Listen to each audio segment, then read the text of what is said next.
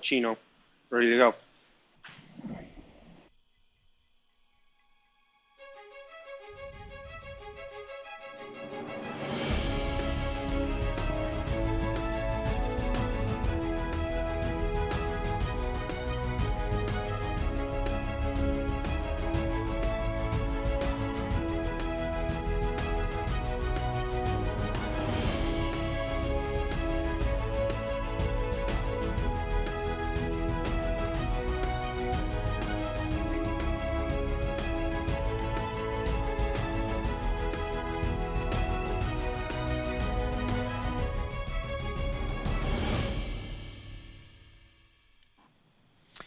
And good evening, everybody. Welcome to another episode of the Smokin Tobacco Show. I am Matt Tobacco, and I am joined once again with my friend, Mr. John Carney. And tonight there's no guest. It's going to be just us. We're just going to talk cigars. We're going to hang out, just like the good old days of the Smokin Tobacco Show. It hasn't been. We haven't gone solo in a while, John. This is. We really haven't, and you know, it'll be interesting. I mean, the last time we did solo, I was producing the show, and we had all sorts of technical difficulties. I know we're getting started a little earlier today, Later. a little later today for some other technical stuff we've been working on. But no, I think we'll be in pretty good shape today. So I think it's a good opportunity to go solo. Welcome to the show, and yeah, here we are. So we'll get a lot of our opinions in today.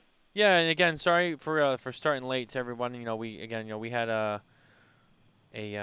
little bit of a difficulty with the computer. It actually had nothing to do with the show. Which in the beginning it was all show related stuff, for a while. But this actually had nothing to do with the show itself. So it just had to do with the fundamentals of my laptop not working the way they're supposed to. But luckily I was able to save the day, and I was able to get that going. And now we're starting a little bit late, but we're still here. We're still gonna put on the show. So no one's gonna miss out. And as always, you can always find us on demand. YouTube channel, Smokin Tobacco, and you can find us wherever you can get your podcasts. Apple, Google, Spotify, Pandora. You should be on all those. You can find us there. Listen to us at any time. Smokin Tobacco Live. So, John, how has your week been? It's been wild. I actually today, as we said, I've been down here in Miami now for about 3 weeks, almost exactly 3 weeks today, and I had my first coronavirus test today. I did a COVID test. Did you? And I had my camera out because I'm taking a pretty cool picture of some of the cigars I'm going to be smoking. But it was interesting. It was surprising. So I went to Marlins Park, which is the baseball stadium down here in Miami, which is right in the middle of the city. And the reason I went there is because they offer the rapid testing, which is supposed to be ready within like 20, 30 minutes. And that's the up the nose test. Like way Yeah, way. Oh, yeah. It goes in there. So so I show up. There's not a lot of people around. I think one of the unique things that I saw was I was surprised at people that were working there not wearing masks. Now, when I got up to do the test, they were all suited up, and the people that were interacting with you were masked and whatnot. But I was surprised at the number of people that were not wearing masks. It was a small number, but I was still surprised, and I was thinking, man, if you're in this area, it's Miami, it's gross, I get it, it's almost 100 degrees outside, but I was thinking, hey, these people are going to want to make sure they have masks on, and I think they just given up. I think they just don't care if they're not going to interact with the people driving through the area. But I was surprised there just weren't people wearing masks. Now, for me, that doesn't bother me because they're not 6 feet around me. They were social distancing. But it was a unique experience. It was very organized. However, the rapid results have not come back yet. So it's not 30 minutes. Their definition of rapid is very different than my definition of rapid. But it was a good experience. It didn't hurt. It wasn't painful. I just wish they would have given me a tissue after. When they pull it out, it'd be nice for them to give you a tissue to blow your nose on. For those of you with dirty minds, I'm talking about nasal pulling out, laying out the little swab out of my nose. And I wish I just was given a tissue. So if they'd give me a tissue, I could have just blown my nose and would have felt fine. It did make my eye water a little bit. But it wouldn't be something I would be averse to having multiple times if I had to have it. Even if it was a daily type thing for my travels as we start getting out there on the road a little bit more and in the air. It's not something I would be against doing. They also do the mouth swab, but the rapid test is supposed to be great. But I would, if they don't give me the results in 3 days, I would just do I'd rather do the mouth swab. If they're going to get it to me quickly in 20 to 30 minutes, then I would certainly do that. But yeah, it was my first COVID thing. It's been good down here in Miami. Busy week in terms of LFD, returning to some different cigars that I've smoked. I hadn't smoked in a while, so that's been fun. And my assistant's back, so that's a good thing too. So it's been a really good week. How about you? It's been a good week. I just been busy with my regular job, during the day at work, and just had a lot going on and started on a new project. So just kind of getting the job going, getting it started, getting everything ordered, and just kind of getting it going and getting some work done, and coming home and then working on cigar stuff. And Tuesday I'm a host on the co-host on the Ashholes podcast. So I got that show, this show, other cigar stuff, my day job, so much going on. Busy week, but hey, somehow I managed to get it all done. Yeah, it was funny. You were talking about going to Marlins Park to get your COVID test, and I was just thinking. So, Yeah, right. as I mentioned before, I've worked at Fenway Park for a significant amount of time under my dad's leadership as an electrician. That's what I do. I'm a union electrician in the city of Boston, and so the Boston Red Sox in Major League Baseball had to COVID test us too. So, I also got COVID tested at a baseball park. What I will tell you Well, about... yeah. Well, I was gonna say it's funny because the Marlins are the team too that have had the most COVID challenges. Yeah. So I'm like, I'm going here. I'm like, at least they're professionals at this, and they're not. There's no way they're getting this done. At least they're professionals. Yeah. So, yeah, I mean, but I'll tell you about my experience. My experience was, you show up, you tell them your name, okay. Now, obviously, this is an employee testing. So, you go to a station, there's a nurse. She's got her scrubs on, a giant white apron, like a full-body apron, face mask, shield, gloves, the whole thing. And then you walk up to the table. They hand you a tissue. I thought that was interesting you mentioned this. They give you a tissue. Oh, so you actually got a tissue? I got a tissue. Yeah. Wow. And I got to blow my nose. See, that was the only thing. I wish they would have just given me a freaking tissue. And I'm going to demonstrate for our viewers. If you're listening on audio, I'm sorry, but for the sake of the viewers, few that we have, basically went in just the tip. Yes, just the tip. On each side, that was it. Oh, so they didn't even go up in your head? They didn't even go up in? That was all they did. They didn't do the way up into my eye socket. So this was way up, and it wasn't bad. It was kind of refreshing. My sinuses. But I had heard that the mouth swab one is somewhat similar to what you said, where you essentially blew your nose and blew what you had in your sinuses out. And the cough one is they have you cough 4 or 5 times, and then they swab the inside, and then that gets sent away. But the rapid test is they just go rapid and get it. But yeah, so that was my adventure today. And I'm going to be traveling sometime in the next 4 or 5 days, maybe 6 days, back to the Northeast.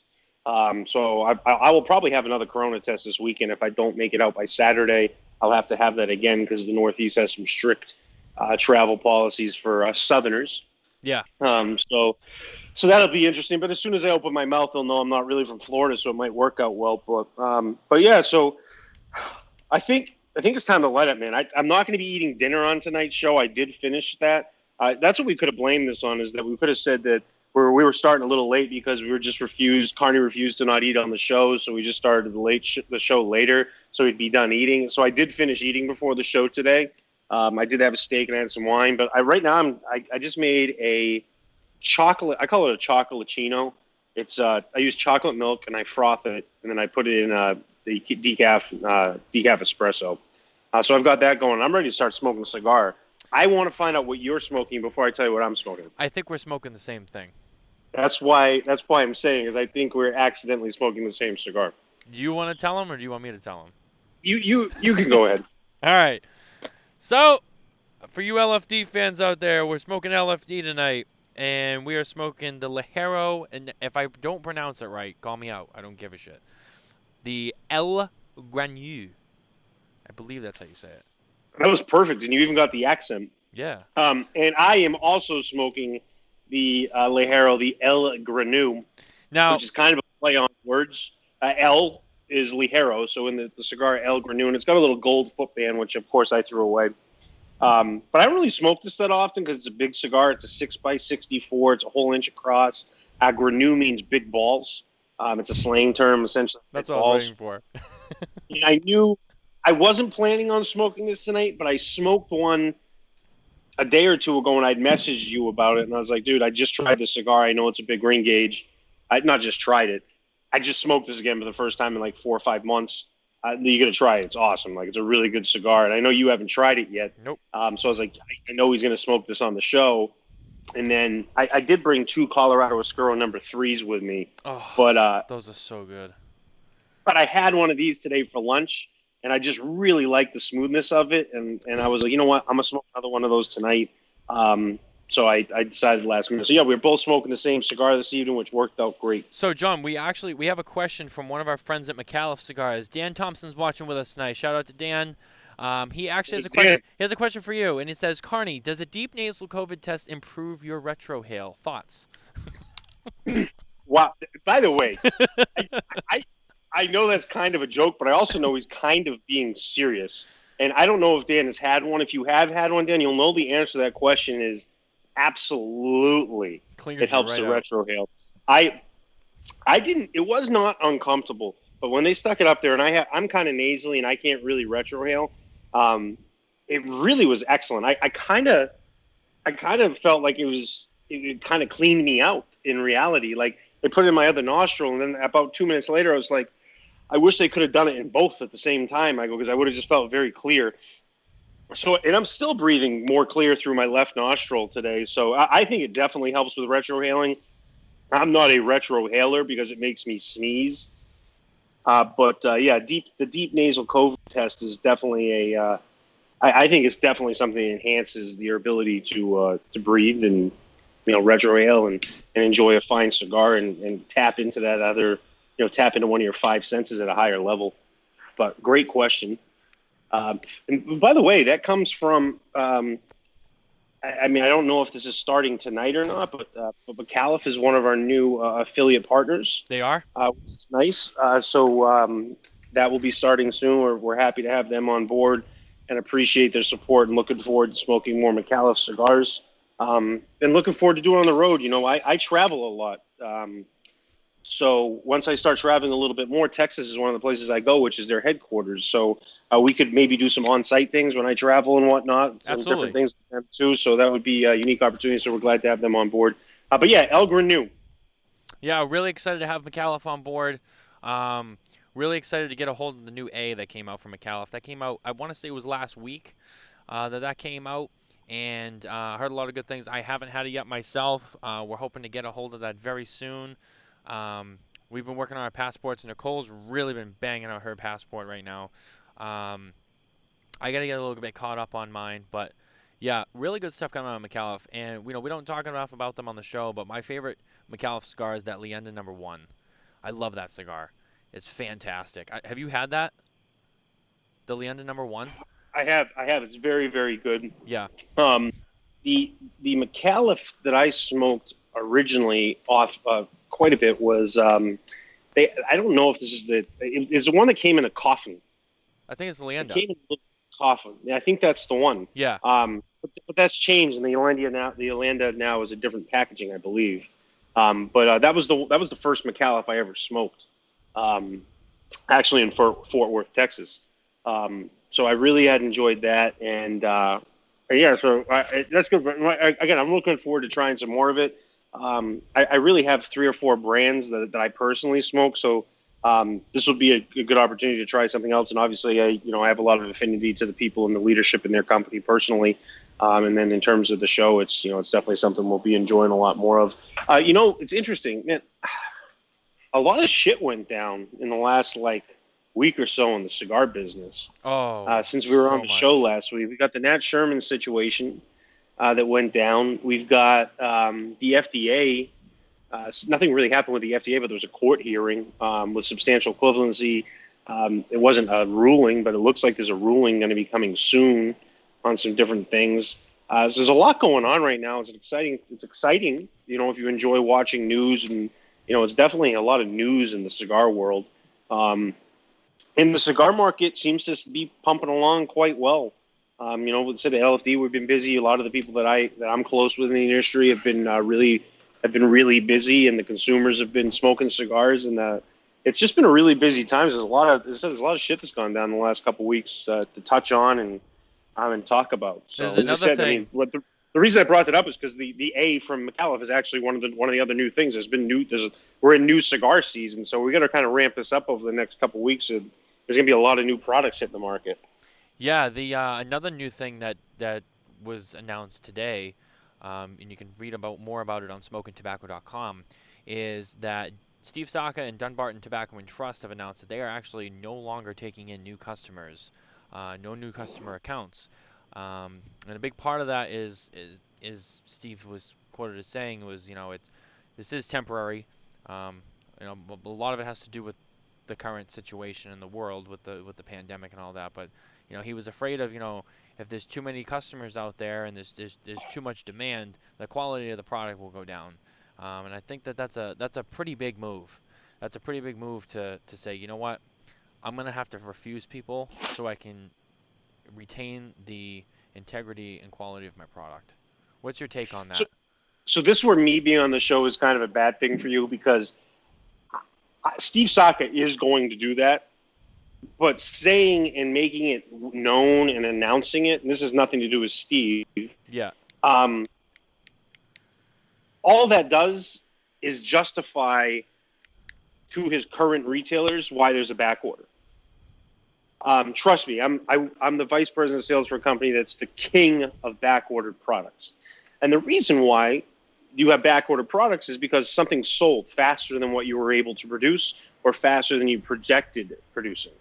Now, we have our own farm factory and distribution, so when we're at capacity, we're at capacity. We know the ability to produce. Steve is having his products.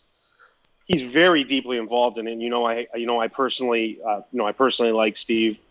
I personally enjoy his products. I think he's a class act in the cigar business. I busted his balls quite hard publicly, and he was very classy about it. And he and I have a great relationship, and I really appreciate his business. But what that announcement does is makes it easier for him to explain to his retailers why something's backed up or justify it. So the retailer now, if they read that publicly, there's less likelihood that they're going to come back and say, well, you're back ordered because you're still opening new accounts, or this place has it and I don't have it, this and that. We've never publicly come out and say we're not opening new accounts, and we're very selective. I actually opened less new accounts last year than I closed. I closed more accounts than we opened. I closed significantly more than I opened. So essentially that's a wash. Now, when you say that, you can still open if you want to. You can open up accounts that you feel are going to be a good fit, people that want to work with you.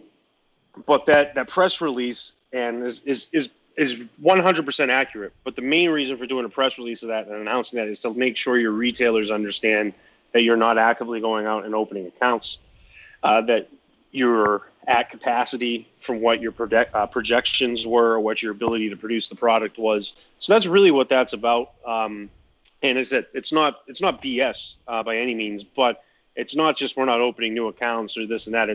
We're not going to open new accounts. Maybe, by the way, he can still open new accounts if he wants to, Right. or look at places. But we're not actively opening new accounts. We're not looking for new accounts. If somebody calls us up, we're going to let you know, hey, we're not actively looking for new accounts. We're not opening new accounts. And not only are we not, we made it very public that we're not doing that, which is a great thing at the same time.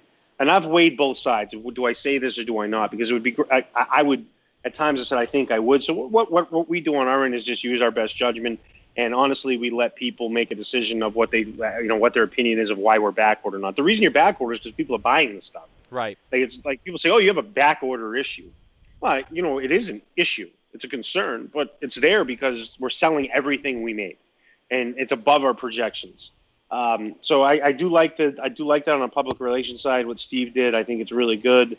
I think obviously his products are selling very well. However, on the very same day that he was announcing that he was having no new accounts, he did announce a new product at the same time, Right. which is interesting. So you like, hey, we're not going to do this, but we're going to have to use this new product.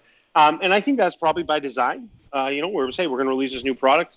This is coming out, and then at the same time, we're going to let these retailers know that we're going to be behind them. So if there's a shortage on this, it's just because of the way that the product's moving. So I think it's a smart decision. I think it was good timing, and congratulations to him to be in a spot to be able to do that. Yeah, I think that's well said. And and you mentioned, this is where having you gets tough. Honestly, I mean, maybe it does, but I actually think this is interesting. And it's nice because as a manufacturer, we can get the opinions and the views from someone such as yourself. Where I feel like a lot of shows, they don't really have that at their disposal on a very frequent basis. It's always, or at least from one person. It's always, if there's a guest, you get their opinion, or, by having you, it's nice. It kind of it's the connection between, you know, my end and your end and everyone in the middle who watches and asks these questions too, um, who follows along with us. That I don't know. I think it meshes well, and Yeah. so far we haven't had any issues with it. It's been a good No, ride. and I don't claim to be the authority on anything, but Of as course. I've joked around when I was on the Cigar Authority, there was a negative comment and saying, "Oh, I thought I was a know-it-all, this and that." And I was like, the last time I checked, I was the guest, and they were asking me questions. So it's like if someone asks me a question, or you're going to ask my opinion on something, I'm going to give you my opinion, and I don't. My opinion may be wrong. I feel like it. I feel that it's right, but I'm not giving you fact. I'm giving you opinion.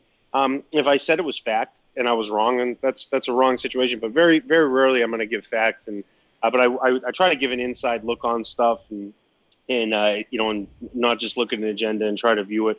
So it's an interesting thing. Now we do have. I'm not going to get into who or what this is, but I do know the 1 year anniversary show is coming up, and there's something very special going on. So Oh yeah.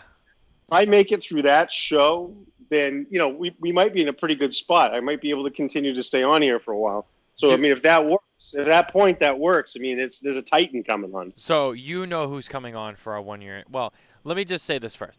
It's not so there's no confusion. The show has not been around for a year, but Smokin' Tobacco as a brand has been around for almost a year now. It would be September 1st of last year was day one. That was ground zero. The first iteration of the name came out. We're coming up on their 1 year anniversary, and I'm gonna get into that a little bit after because I want to make this point first. But it's gonna be the 1 year anniversary of Smoking Tobacco, so that week of that will be our 1 year anniversary show, but not for the show. But that's a big week for us, and as I said, I'm gonna get into some of the other things in a little bit. But there is someone big coming on the show. You know who it is. I know who it is. Um, We do do on we do we tease or I don't Yeah, know. we'll get these. We can't. You know what? I'm not going to say. They're from they make cigars in one of the major cigar producing countries in the world. So I know who it is, and the reason I know who it is because you had mentioned it to me. And one of the things when we got into the show, which is unique, it was a matter of you know, we started this, and there was a time where I said, hey, I'm not. When we first started, I was like, hey man, I'm not going to stick around forever. I was supposed to be done at the end of June, and then I decided that. Then I made my announcement that I wasn't effing leaving. That's right. But the plan was if we had certain guests on from other companies, that I would step aside, and obviously, we're LFD supporting the show as well and whatnot, but I'm on the show here. So part of this was, hey, if we have somebody on, we said, hey, we'd make sure that it wasn't an issue, whatnot. And I had mentioned to you about this guest. I said, hey, please make sure you mention them. I have a good relationship with them. I have nothing negative to say about them by any means. And if I did, I wouldn't be a jerk. I said, but make sure they know that I'm on the show and this and that. And the guest was like, no, absolutely. Essentially, look, I like John, so I was like, let's have him on there. So I was like, all right, perfect. So if you get through this Yeah, so show, you're golden. yeah, if I get through this one, we're good. Yeah, we're good. Yeah, it is a major manufacturer. You know who this person is. You've probably smoked his cigars 100 times, but we're not gonna say who it is yet. It's big. It's exciting, but we're gonna make you hang on there. You're gonna have to just keep on watching with us to find out who it is. So the other thing I wanted to, since we're on the topic, I released a video on social media, and I believe it's on the website as well. Kind of teasing a little bit about the 1 year anniversary celebration giveaway that we have going on. And if you haven't seen that video, you can check it out on Instagram, Facebook. And basically, it was me just saying, hey, the 1 year anniversary is coming up. We have a big giveaway. We really want to celebrate We have some LFD stuff in there that's going to be there. There's going to be an Andalusian Bull ashtray. There's some Andalusian Bulls. There's going to be a bottle of Eagle Rare bourbon. There's going to be some cigars for me. I just haven't decided what they are yet. And quite honestly, I think I'm just going to wait to the very last minute before I even tell you. So when the actual official announcement goes out, you'll find out what's going to be in there. But there'll probably be some other rare stuff to go along with the Andalusian Bull to kind of keep with that theme. There might be some Opus X, some Liga Privada, so, and then, Andalusian Bull. So it's going to be a wow giveaway. There's going to be some good cigars in there to really kind of keep the theme going. We also have some stuff coming from the Stickman down in Hattiesburg, the Humidor Hattiesburg. Shout out to our friend, the Stickman. We've been on his platform. He's been on our platform. We love getting together with him, and he was generous enough to also contribute to this. And we also might even have another item. Got off the phone with a friend of mine today, and it looks like he might even be making some custom wooden smoking tobacco ashtrays, and he has said that he would like to put one in the giveaway. So more information on that will follow, but that also was thrown into the mix today. And the other big part of the giveaway, and John, I'm pretty sure you know this, the winner will also receive the opportunity to be a guest on the Smokin' Tobacco Show with us. You get to smoke with me and John. You get to Beautiful. talk to the great, the man, the myth, the legend, Jonathan M. Carney. And you get to fanboy over him if you're an LFD fan. If you're not an LFD fan, you can tell him why you do not like his products, and he can tell you why you're wrong. By the way, I'm fully open to that. If y'all hate LFD and you want to come here and talk about it, please do. I'm open to back and forth communication. Like, you have the right to your own opinions. Just sometimes you're just wrong. Yeah, it's going to be good either way, because either someone's going to be like, oh my God, I love LFD, you're my hero, or it's going to be like, LFD sucks, man. Like, I'm like, I don't even know what's good out there. What are the kids like nowadays? Oh, here's a good one, because I know it has a cult following. Yeah, I'm a Roma Craft fan. I'm all about those Neanderthals and the knuckle draggers. LFD ain't got shit on that, and then you can just be like, well, okay. So I do like Roma Craft, and I appreciate what Skip and Mike do. Yeah. But I will say they do have a kind of a cult following like that. They really do. Where it's like it is subculture trendy, which I hate using the word subculture because that's actually a patented term, I think, or trademark term that's True Estate has. Mm-hmm. They're kind of like, they kind of got that little bit of that Liga following that used to exist back in the day, where like, I want the Dirty Rats, man. We want the Liga 9s. You into the T52s. I want this. They kind of got the same type of deal going on there, only on a really boutique level, which is cool. So, it's been working for them, and it's been a good thing. But yeah, I think it's a great example. But man, the thing about this cigar we're smoking tonight here, the El Granum, the draw on it's awesome. Yeah, I was going to say, I want to talk about this cigar for a little bit, because it's I haven't smoked it before. I mean, I smoke a lot of LFD. I've smoked many different iterations of the Liero, and this one's different, and it's nice. It has for what did you say this was, a 64 ring? It's a 64. It's 1 inch across. So, all right. So this is, so you're in the fatter ring gauge, and it draws really well, and it still produces a lot of smoke. Now, I am a fan, so I do like bigger ring gauge cigars. I don't smoke them every day, but I do enjoy them. When I smoke it, I actually love it. And I know there's some people out there who think it's too big or whatever. Or I actually do like it. So, like the Digger is another one that I really like from LFD. That's a bigger stick. That's bigger ring gauge. It also has a good length on it too. And I smoke a lot of. And it's got great motion in the ocean too. Great it's motion. Got girth, length, and great motion.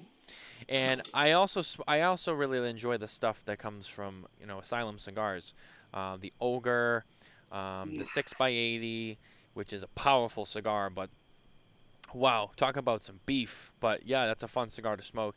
And I smoked all that stuff, and I have to say, like, this one really burns well. It draws well, a lot of smoke production, and I'll tell you, there's a lot of flavor going on here. A lot of flavor, very rich, very full.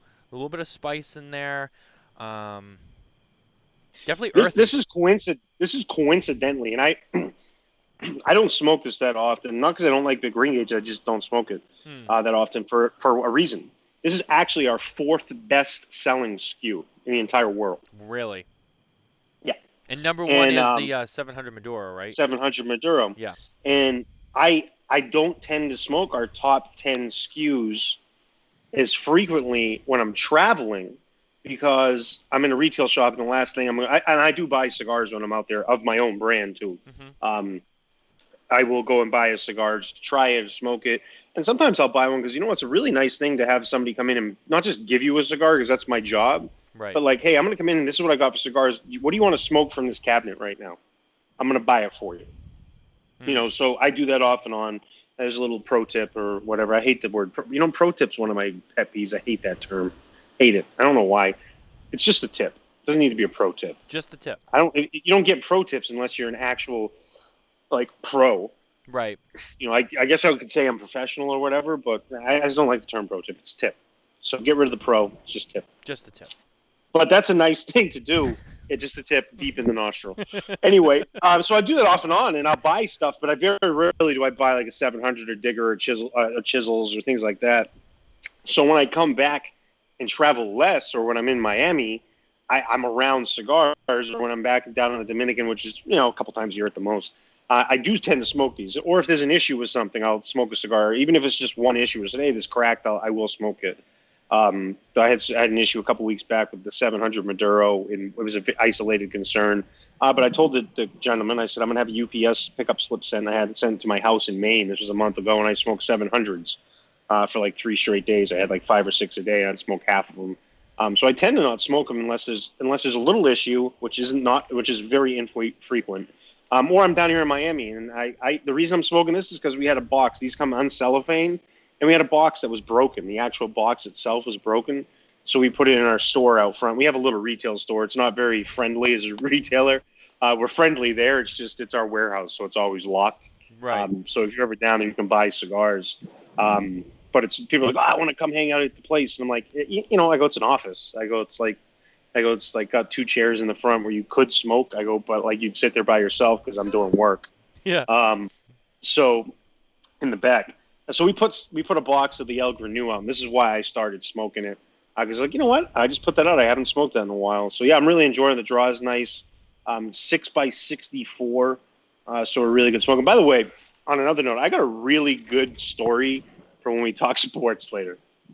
Okay, I'll hold you to it. It came in. It's like breaking news. It came in right before the show started. So if anybody's been paying attention to get the same notifications I have, they'll know what we're talking about. But I got something good when we get to the sports stuff. But what else you smoked this week? You said you had a busy week. Did you get in cigars?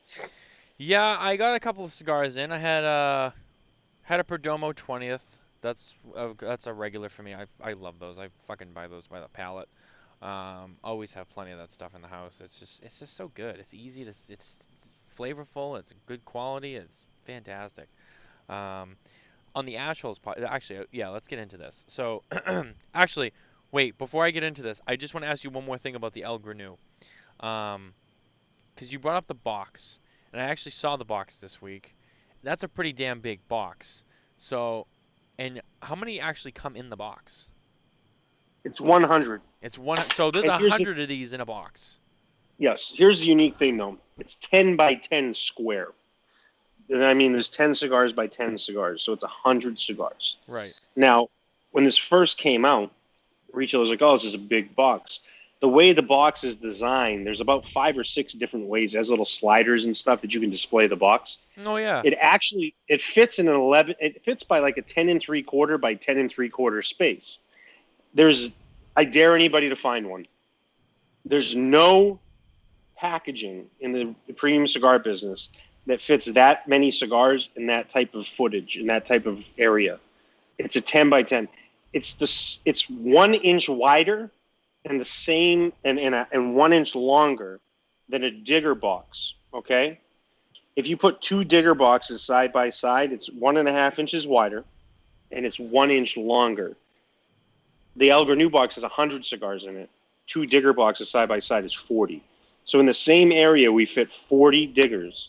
We fit 100 of El Granue. There's no other packaging in these premium cigar business that the price point this is at, which is like $9. It's under $9 without no tax states. So it's $9 or less. or more depending on your tax, but it's a $9 cigar, and it fits in a 10 3/4 by 10 3/4 space, and there's no other packaging in the industry that does that. Yeah. The Edge by Rocky Patel is big packaging. It's a 100 count box, but it's like 2.5, 3 feet wide. So it's a very wide box, but there's no packaging that fits 100 cigars in that space. So when I mentioned it to retailers originally back in the day, in the place that you purchased yours, Hmm. they're like, "Man, this is a big box." And I said to them, and we'll be in full disclosure, it's two guys up in New Hampshire, Two Guys Smoke Shop. and Shout out. they just brought it in, and it's been our number 4 selling cigar for the last 4 or 5 years. And they just brought it in and said, "Well, this is a big box." And I said, "Well, when we were talking about what things might we be missing on?" "Well, I'm like, you're missing on my number 4 SKU." And they were like, "Really?" And I said, "Yeah." I go, "It's the number 4 best selling SKU. It's been top 10 the last 5 years. The last 3 years, it's been top 4." So I said, and they're like, "Well, the box is challenging." I go, "It's not." I go, "Because it's a 10 3/4 space and it fits 100 cigars." And I go, "There's nothing else in your entire humidor that fits in that space and puts 100 cigars in it." Yeah. I go, "And it fits on a shelf." And I go, "You can stand it up, but depending on what your shelves are, you can position it differently." So it's a complete no-brainer. And I said it's in about 60, I'd say maybe 50 to 60% of our retailers, which is fine because that allows us to service it. And the people who push back a little bit on like, "Oh, I don't have room for that packaging," fine, because that allows us to service the accounts that do have it a little bit better with something like that. So the packaging was designed to kind of be like that, but it's also designed to be super shelf friendly. Right. Yeah. I mean, I remember seeing it. It was actually they had the box on the counter, and it was standing up, and I was like, "Oh shit! Like, is that the box?" And I just remember reaching in. The box was already half empty, and I was like, "I gotta get a couple of these." And I grabbed them, and I was just like looking at that box, and I was like, "Is this like multiple boxes like put together?" Like I saw the slat, but now it makes sense. So, yeah, no, I thought that was cool, and yeah, it was a big box, and Terry, who works at Well, Two Guys, was like, "Yeah, it's like a yeah, chest." it's awesome, but you can position it in different ways. So I'm glad they had it displayed up. Yeah. But there's definitely different ways they can have it, and they're planning on doing it because we talked about all the ways. It was funny when shortly after it first came out, I was in a shop. I think, man, I don't know where it was at, maybe Louisiana. But I went in and I was like, "Hey, how are the Elgar News doing?" It's like, "Oh, it's really challenging. I don't really have a place to put it." So I just walked past. There was this product that came out. I cannot remember what it's called. But if anybody, it was by General Cigar. Came in like a luggage. It came in like this big luggage case, and it had like 60 cigars in it. And then Rocky Patel had come out with this packaging. It was called Prohibition, and had like 60 cigars or whatever. I may not be quoting the exact amount, but it definitely wasn't 100. But it was big packaging. Right. And then Davidoff, Avo had come out with this little grand piano, which was awesome, by the way. It was this little tiny grand piano, and it had cigars in it. It was one of their Avo anniversaries, which I used to buy all of. By the way, I used to buy the Avo anniversary every year. I just a few years back, I just stopped buying boxes of cigars because I just had too much stuff. Yeah. So I go in the shop and they're like, I'm having a hard time finding where to put it. So we're walking. The humidor's huge. So I'm walking. I walk past the Prohibition. I walk past the Cigar by General. Man, I wish I could remember what it was called. Are you sure it wasn't? Hopefully somebody wants. Are you sure it It was wasn't? General Cigar. Are you sure it wasn't the Avo Unexpected? Because that had a suitcase that would open, and then there was the four boxes. No, it wasn't. Avo Unexpected was last year. Oh, okay. So this was like 6, 7 years ago, and it was. So I walked past the Prohibition. I walked past the General Cigar, whatever that was. I'm hoping somebody comes. I keep saying it. Hope somebody tells me what it was. And then I walked past the Grand Piano, and I'm like, the Grand Piano wasn't that big. By the way, out of those 3 packages, the Grand Piano was the smallest. So the retailer says, "Well, I'm having a hard time displaying it. It's not a lot of places to put it." And I said, I just had met this guy. I said, "No disrespect." I just walked past luggage. I go a crate of Prohibition liquor. I go in a grand piano. I go to display that. I go, "You're telling me you don't have a place to put this?" And he looks at me and he smiles. He goes, "That's a really good point." He's like, "I'll find a place to put it." Yeah. And that's what I mean by John Carney will call you out. It's good stuff. No, you got a point though. I mean, that's it's interesting. And I wanted to bring it up while we were on the topic because I did see that box and I was like, wow, that's a big fucking box. And I was like, let's just say I wanted to buy a box. Where would I even put that? I have multiple cabinets in the house. Even my big cabinet. I mean, I'd probably have to empty one whole shelf and maybe get it in there. And One shelf. yeah. Do you have 100 cigars? It's true. Yeah, I know. That space, like if you had 2 digger boxes in there, you'd be like, well, I have 2 boxes of diggers, but you only have 40 cigars, Mm. or maybe.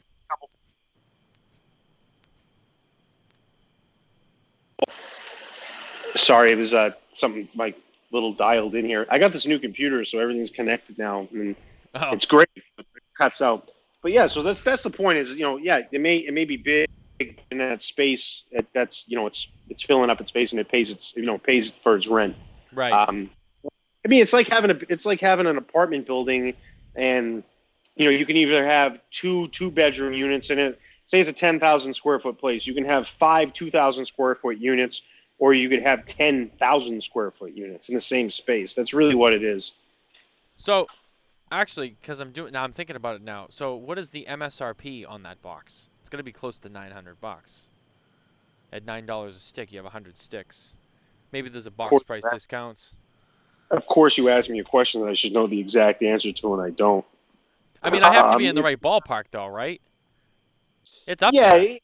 Cigar, the retail on it's like $8.75, I believe, at this time. I mean, I can tell you exactly, but it's a 100 count box. You're looking at it's a $900 to $1,000 box, and then you add taxes in there. It's intimidating. But the point is, it's we. By the way, we do have people that buy it by the box.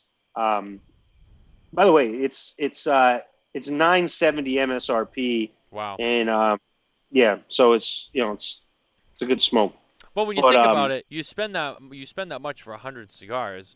You could spend that much on anything else and get, 7 boxes of, whatever. But you get this one big box of 100 cigars, and it's actually kind of a better deal than it sounds. there's a couple concepts when you do packaging like that, and this isn't just with us. This is whenever you see big packaging, Yeah. because we do it with some little cigars too. It's called the El Carajon. The reason behind it is it's like when you go to the grocery store, all right, and you walk in there and you want tomatoes, right? So they have tomatoes in like 6 packs, Yeah. and then they have loose tomatoes, right? Which spot do you think they sell the most tomatoes from? The 6 packs or the loose tomatoes? The loose tomatoes. 100%, right? Yeah. Because what happens is there may be someone that doesn't want 6 tomatoes. There may be someone that doesn't want 20 cigars, 10 cigars, 5 cigars. And there may whoever that number is. So say 10 customers walk in. Out of the 10, one will buy a box of 20, right? Hmm. 5 will buy 5 or more cigars, and then another 4 will buy 5 or less.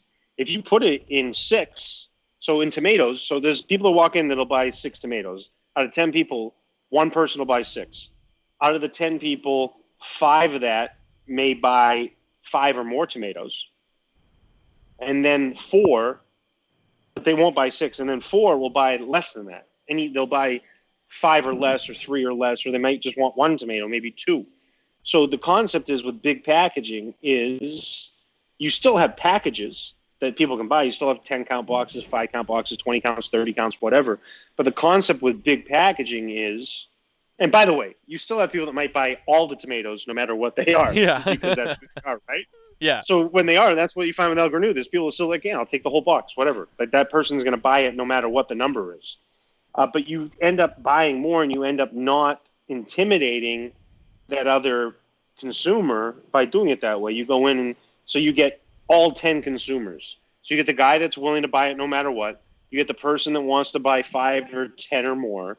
You get the person that wants to buy 1 or 2. You get the person that wants to buy 2. So you end up selling more. Now the product also has to be good, but you end up selling more because the packaging allows for grab and go. So if you have 10 people that want to come in and buy cigars, and you're only selling it just by the box, and 10 people walking in, only 1 out of 10 are going to buy it by the box, the other 9 customers are going to leave, right? Right. That's why you sell singles. So the goal is to get them to come in, and now that one box, you still have the one person that might buy the whole box, but now you have the other 9 people that are going to buy something. So that's the whole concept behind it. And, there's all sorts of other psychological things that go into it, which isn't necessarily why we do it, but the box always looks kind of full or looks always empty. Right. So there's a lot of things around it. But then the product's good and it stands on its own at the same time. But that's the concept behind it. Yeah. No, yeah, it makes a lot of sense, and I was really impressed by it, and I figured you're the man to talk to about it, and I was excited to get into it today on the show. But to go back to our other point before, you had asked me about what other stuff I had smoked this week, and I wanted to touch on this. So in the Ashholes, for those of you guys who watch the Ashholes or listen to the Ashholes podcast, we did the Acid 20 this week. Now I don't know, have you had that cigar? I haven't yet. I haven't. Yeah, I assume you know I about did, it. and by the way, I didn't catch the ash holes either this week because I was in the office. Hmm. Um, and I know, and I would have definitely not missed it. That's awesome. So the going I've into heard. it, yeah. Well, to each his own. To each his own. I guess I don't know. I'm trying not to get myself in trouble here. I don't know. I mean, look, I am a Drew Estate guy. Why I don't you smoke. get in trouble for your media? Yeah, I know. Trouble for anything. Uh, I'm the one that's getting in trouble. yeah, no. So I mean, I'm a Drew Estate guy. I like a lot of Liga. The Undercrown stuff's really good. I'm not a huge acid guy. Like some of the other acids, like I'll smoke them once in a while. I don't hate them. The acid Amigos is really good. The Cuba Cuba is pretty good. If I'm in the mood, I will have one. It's not something I smoke all the time, but I don't hate it. The acid 20, I couldn't lie, and I said it on the air. I call it how I see it. I can't lie. I gave it a 75, and the reason I did that was because I have never had a cigar in my mouth that I was afraid to put back in there for another puff. I mean, it was just way too sweet. The flavor on it was very one-dimensional after the sweetness kind of went away, and then it was just like towards the end, I only smoked about probably 3/8 of an inch of that whole cigar, and I towards the end of the Isn't it show, interesting though? Isn't it interesting though? You just said something. You gave it a 75. I totally meant to interrupt you. yeah, The 75 in our industry is like a shitty score, right? Like that. yeah, We think crappy. The 75 I'm gonna smoke it. If this was a pizza review, that'd been like one of the best pizzas in the area. right, So like we're like our ratings. And by the way, I think a lot of it's deserved. There are a lot of good cigars out there, and there's just not a lot of garbage. But like a 75 is like a challenging score because the flavor infusion, this and that. Wouldn't you be interested to either one, smoke it upside down like the Stickman says, which I don't believe. Two, shout out to the Stickman, still love you. But or two, wouldn't you like to smoke that cigar without the flavor infusion So here's and the see what the actual tobacco is? so basically, um, on my cigar, I didn't really get there. Aaron Noonan, who is also on the show, claims that he did. He said that his sweetness went away, and then it was just the tobacco, and it had like no flavor whatsoever. It was just like very plain and bland, and it was almost like it's there for the sweet tip, and then the sweet tip, weakens down, and then you're just left with like a just an empty cigar. I think is the term he used, and I never really got there because I really wasn't smoking it too hard because that sweetness was really overpowering for my taste. It was like a mouthful of Splenda every time, and it was like whoa.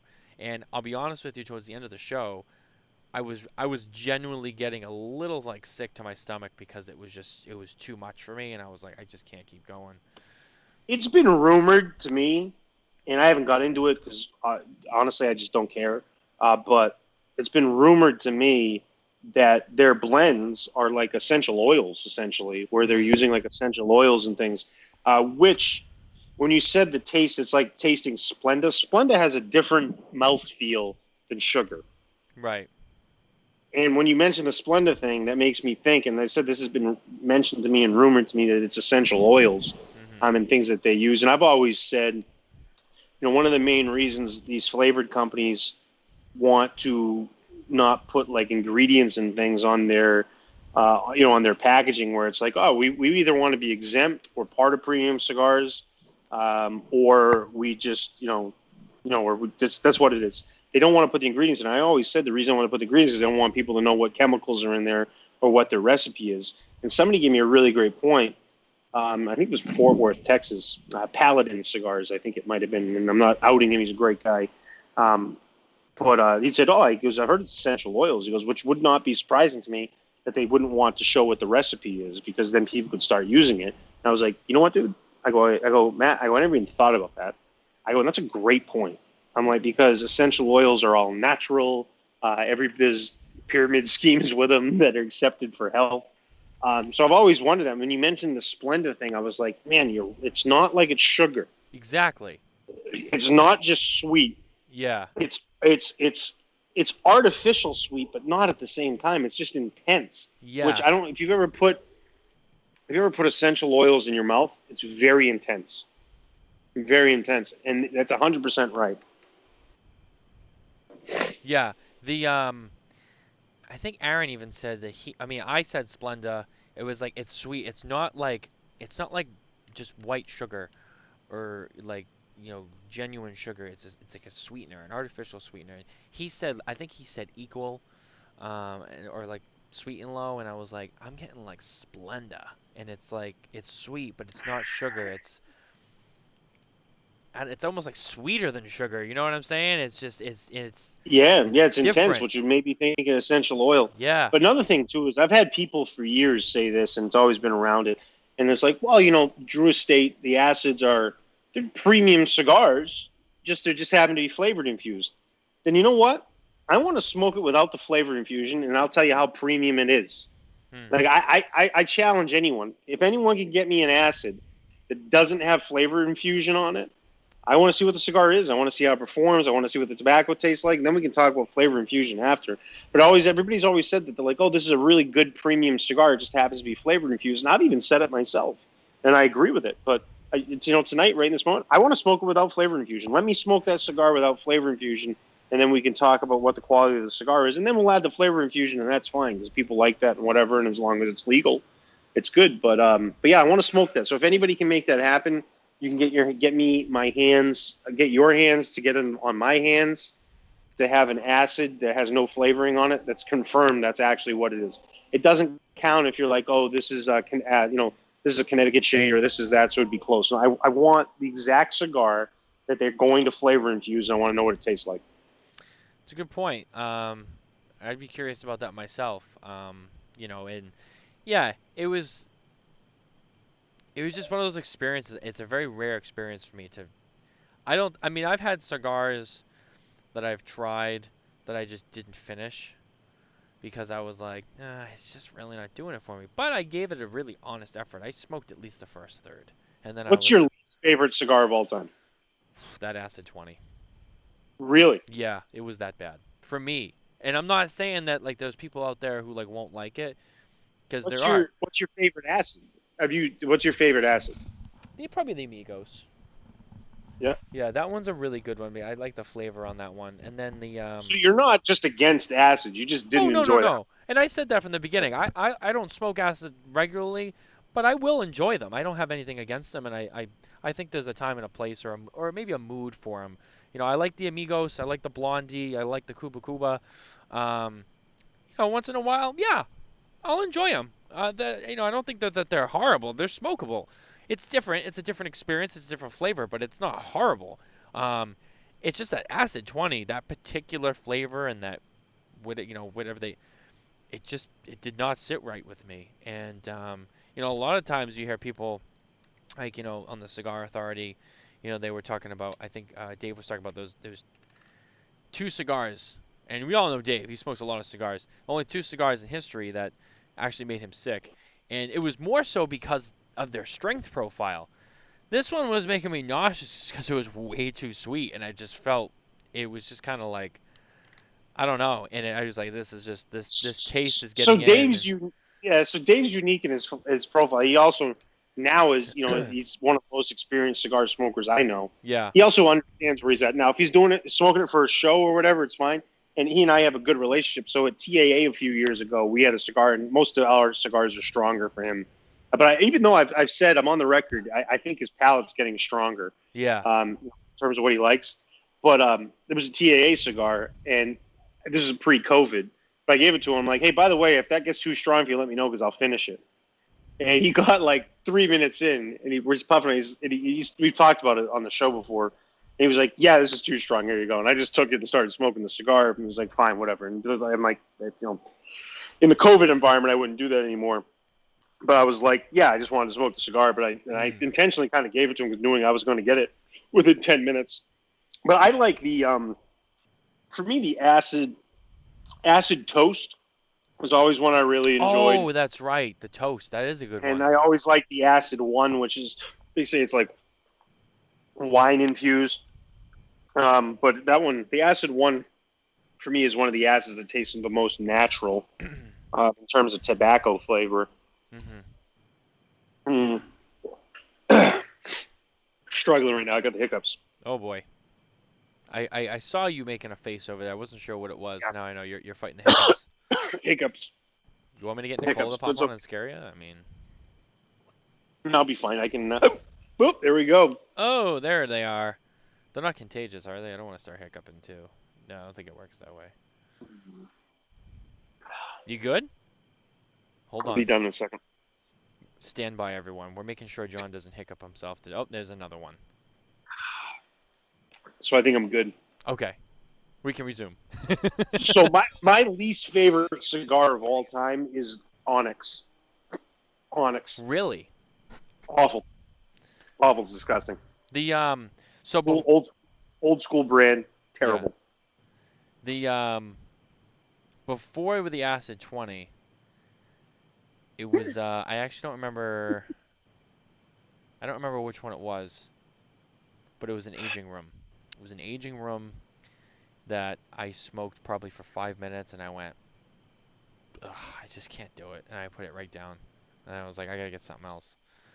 I don't remember the particular one. I think it was had a brown band on it. I want to say. I don't remember the name of that particular cigar, but it was an aging room, and that was really the only other one that I was like, I just don't like this at all, and I put it down.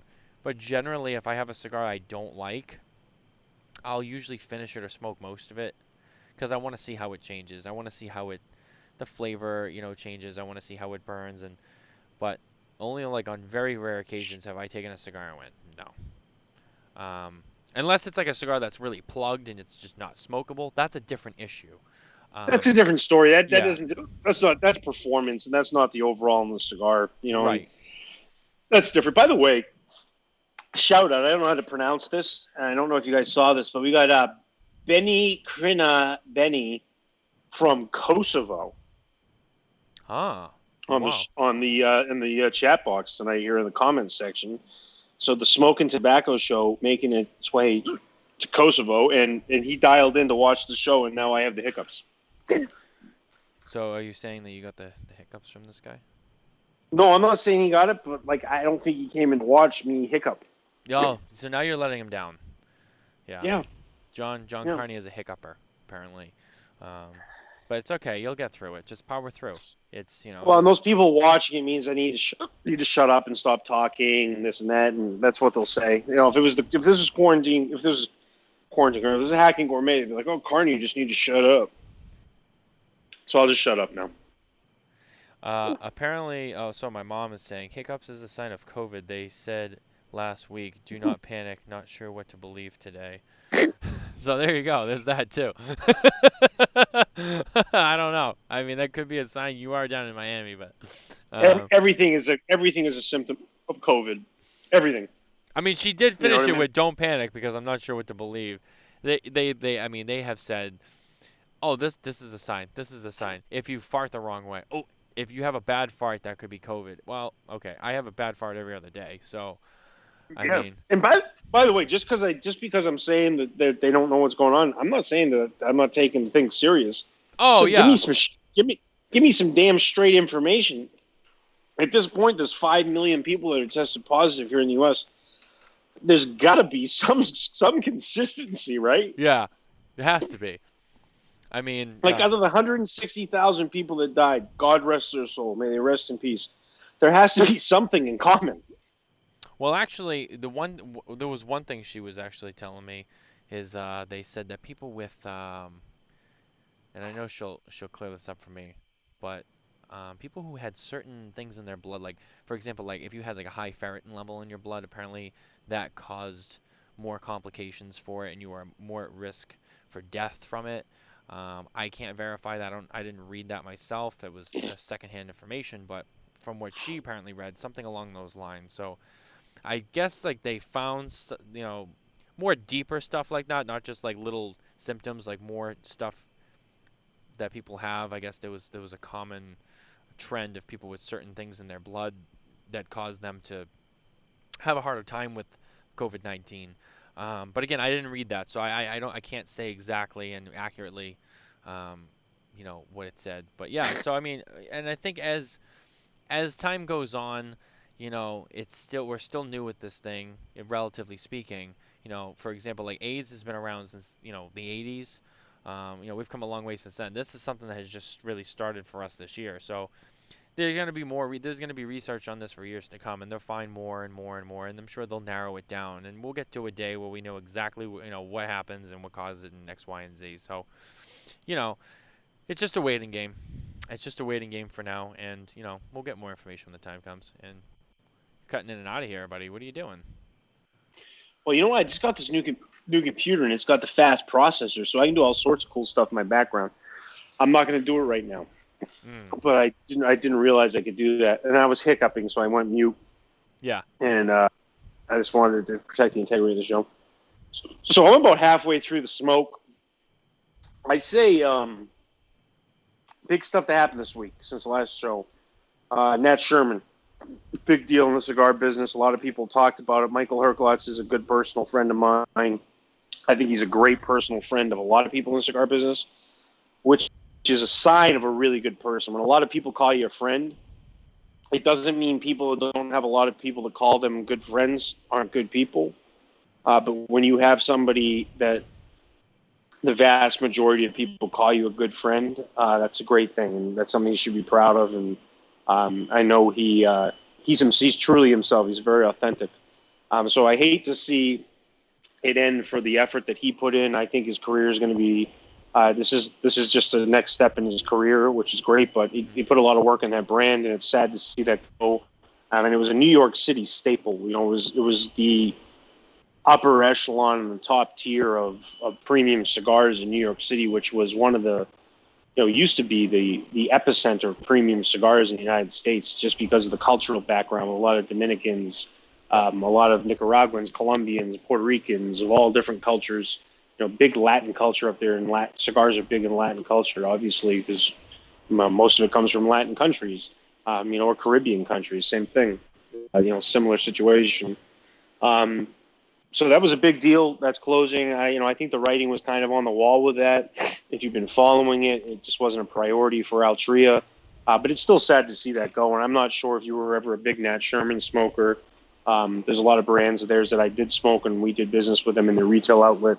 But it's sad to see that go. But I said the writing was on the wall, and it was, in the environment we were in, it was really good. But as I said, on Michael Herklotz's level, he's a person a lot of people call a friend. He's a great guy. He's going to land on his feet, and wherever he ends up is going to be a great opportunity for him, because great opportunity for him, but a better opportunity for the people that bring him on. Yeah, I mean Nat Sherman. I always enjoyed the timeless line, and it's gonna be sad to see that go. It is an iconic name. It's up there. It's up there with some of those names that have been around for such a long time. And to see it go, I mean, even the townhouse by itself in New York City, that by itself is a huge landmark. And then you have the name itself, and it's a cigar that's been around longer than a lot of people we even know have been around. So to see it go, it's sad. For the industry, you know it it's tough to watch. And these things happen. Unfortunately, that's just part of life. Some things just cease to exist someday. Um, and it's a shame. It really is. It's a shame. I personally feel like there was a chance that someone could have taken on Nat Sherman, and I truly believe that. I really don't think it had to end this way. I think it was an easy way out, or maybe just what made sense to them. But unfortunately, this was the direction that they chose to go, and this will be the new normal. There'll be no Nat Sherman, pretty soon. Um, so yeah, that was a pretty big bombshell story that came out. I wrote something on that. You can also read about that on smokingtobacco.com if you're looking for more information. Um, so yeah, I mean, It's tough. There's not much else to say on it, but it's unfortunate. I was looking forward to going down to the townhouse this year, and then with everything going on, I couldn't really travel, so I didn't get to go, and I figured, well, it'll be there, and now post-COVID world, it won't be there for me to go to. Have you So have you ever been there? no, I have not. Dude, let's go. They're not closed until September. Maybe we will. We can take a flight. We can fly down real cheap. We'll get COVID tests together. We can get it stuck up our nostrils. We'll go straight out of Boston. Boom, straight into LaGuardia. We'll go in. We can go in and hang out and have a cigar. I can find out this week when they're closing. I know you can't sit there and smoke, but we can have an official business meeting with them if we need to. Hopefully they'll let us in. It's definitely an experience. I'd have no issue doing a day trip, man. Flying down. They got early flights out of Boston to New York. We go boom out in and out quick. We could go in. We'd leave at 6, 7 in the morning, and we'd be back by 3 or 4 o'clock and grilling at the tobacco estate at night. Yeah, it's definitely something we could talk about. It's kind of like a last hurrah kind of deal. It's a cigar last hurrah that could happen, and yeah, I mean it is. It's iconic. It's gonna need a farewell. It really does. It's deserving of a farewell for a lot of people. Cigar lover, you deserve to at least experience it once. Yeah, it's and a lot of good people in this industry, people we know, have been a part of that. Have worked there. Our friends at Platinum Nova, Leo and Ari. They met each other working at the Nat Sherman Townhouse. Now they're with Nova and doing that. But they were at one point they were part of that. They were part of that family, and so it's stuff like that too. A lot of people have gone through there and been a part of that culture and that life and that world of Nat Sherman. So to For see, me, for me, it's really unique because, and by really unique is like not. I guess you're not supposed to say that. It's unique. Um, when I started with LFD about 9 years ago, Michael had just started with Nat Sherman. He just moved from Davidoff over just a few weeks before, so it was at the beginning of his journey with the Shermans. And then obviously he transitioned through all of it, and he did a fantastic job. So for me, it's I'd only known him for 9 years, and others people that known him much longer. But I always used Michael and that brand. Michael Herklotz became synonymous with the Nat Sherman brand. It was just as if when you think Nat Sherman in terms of premium cigars, you thought Sherman first, Nat Sherman, and then you thought Michael Herklotz immediately after. He was never, he was never the family, but he was part of the family, and he helped revitalize that. So for me, I always gauged my path in the cigar business based off of him. Because for me, it was always like, hey, man, like he was one of the first people I ever met in the business, and that was one of the first shops I ever went to. That was one of the first 4 I ever walked into. So it's one, it was a great start, but I always gauge things off that. And I always said, oh, hey, I've been here for 9 years, and I'd always talk like, oh, it's just been over 9 years for me. And I watched that mature, and for me, it was always like it was kind of like my sundial. It was the slow, steady yeah, thing that was always there. And for me, the Nat Sherman was like the sundial. And whenever I got there, I always felt a bit of nostalgia. I was kind of not in awe, but I was in awe of what I was doing and what business I'm in. And that for me was one of the, there's 2 or 3 spots for me that, I have great spots that I love and I love going to. But there's places where I'm there and I get nostalgic about my career in the business. 2 of them happen to be in New York City, and then there's others around. Corona happens to be one of them. Twin Smoke Shop's another one. Two Guys is another one. Because I worked in the Northeast for many years. But Nat Sherman for me was the ultimate sundial. It was like as long as the sun's coming up, it's going to shine over Nat Sherman. That's going to tell me how long I've been here and what I've been doing in my path in the business because of Michael's path with them. So it was really unique. And if Michael happens to be listening, I know people say a lot of stuff and compliment this and that. But for me, it was always that relationship for me was honestly it was very self-serving. Like I always felt great about myself being there because that was like, hey, man, I'm still here. This is where I started, and I'm still here, right. type of thing. So it's sad to see that go, and that it will never be replaced. But they'll I have to go to the next one on the list, I guess. Yeah, I mean, it's the end of an era, as they say, and now it'll be who would fill it? Casa de Monte Cristo, I guess would be. Who else is down in New York City who's big? Davidoff. Davidoff. Yeah, Davidoff's Davidoff. got 3 stores, and Davidoff in New York City has always been kind of a home to me too. Um, I I enjoy that. Madison Avenue is the one that I was saying was another spot. They have this little private lounge downstairs where Hmm. my first day on the job was my third visit, and I went down there and we hung out and had a cigar, and I thought I was on cloud nine, dude. It was awesome. I'm like, man, I'm in Manhattan. I'd never been to New York City before that either. So Hmm. my first day on the job, I'm traveling around New York City, and I'm like, man, this is awesome. I'm like, this is so cool. Right. And then I went to visit all those shops, and it was really fun.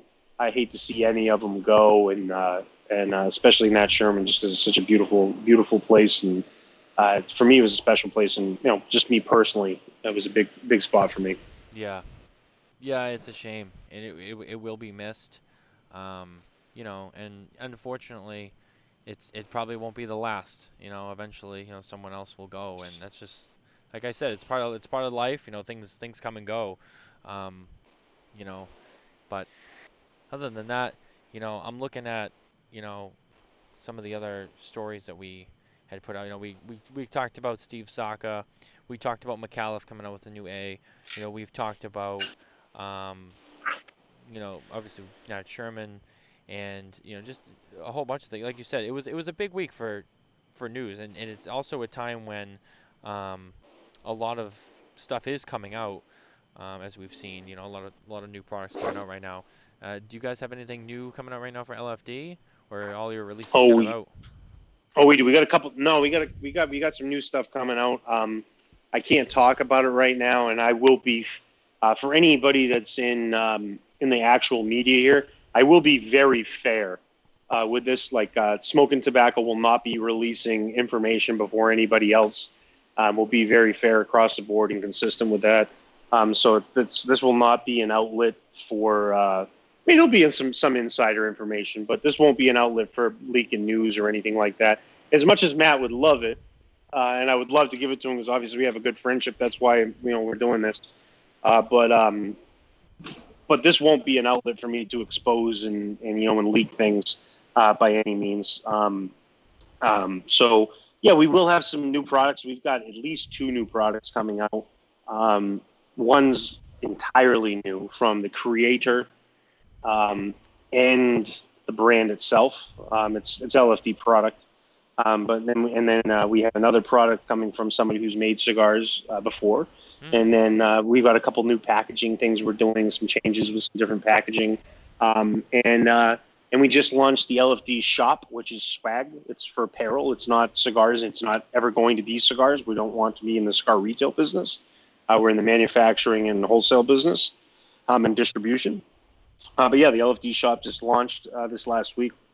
I had a couple little hiccups, but that was fixed real quickly. Yeah, we do have some new stuff, and we'll be doing a virtual when we're ready to do this. It'll probably be in September at some point in time. When we're ready to do it, we will do some virtual presentation for our retailers and for media. Hmm. So it'll be kind of like a press conference, so everybody's there at the same time. But we're working out the logistics of that. But we do have some new products coming, and that'll be discussed pretty soon. Nice. Yeah, it's gonna be definitely interesting to see. You guys always got something cool coming out. And I will say to the shop, so I actually have ordered from the shop, and I got a bunch of LFD T-shirts, and I have to say, those LFD T-shirts are nice, man. They're soft, they're comfortable. Those are great. If you're an LFD fan, I'm telling you, you gotta go on there. You gotta get some of those shirts. I get Andalusian Bull T-shirts, Lennox T-shirts, the Smoke LFD shirts. Uh, they're fantastic. I gotta say, I was blown Yeah. away. I was like, wow, these shirts In are. full, by the way, in full disclosure, you were actually our first customer Hmm. because we used you as a test subject, and you actually paid. Like, I didn't even give you a discount or Yeah, yeah, anything for yeah. being that first customer, and everything worked perfect. And then we launched the store, and it was a disaster. Hmm. Um, there was some issues, and it was with the way the store was set up with like some packaging. So I Yeah. was working on the fly, and we have a pretty big social media exposure. So there was some issues with that. So anybody that ordered, there was issues. It got fixed. Fortunately, the platform we use is very user friendly, and it allowed us to capture contact information to still communicate with the people that had issues. And all of that got resolved, which was nice. And we actually today actually shipped our first international order um, to Switzerland, which I Oh, was concerned about because the program we use um, provides you the customs forms for certain shipping in of merchandise and things like that. And it was very, very easy and it went very smooth. So yeah, it's up and running. It's going well. We got more stuff added on there. We've got our 18 karat gold solid Le Fleur d'Or cutter, and the club page is on there too. So our members of the Le Fleur d'Or club will have an access point to having their own section on our shop for those products that we have. Those will still go through retailers, but that will provide them the information of what we're actually producing.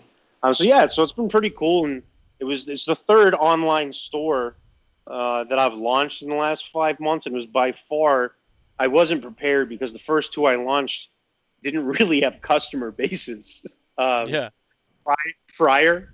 So I was like, oh, this is easy. It won't be a big deal. And so I helped launch woodbutchermaine.com. Obviously, I'm involved in that with my culinary side.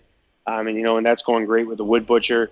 And then I helped launch Hacking Gourmet, which we don't really have any merchandise on there yet. So that was a pretty easy transition. But I was like, oh, I've already done this a couple times. It's no big deal.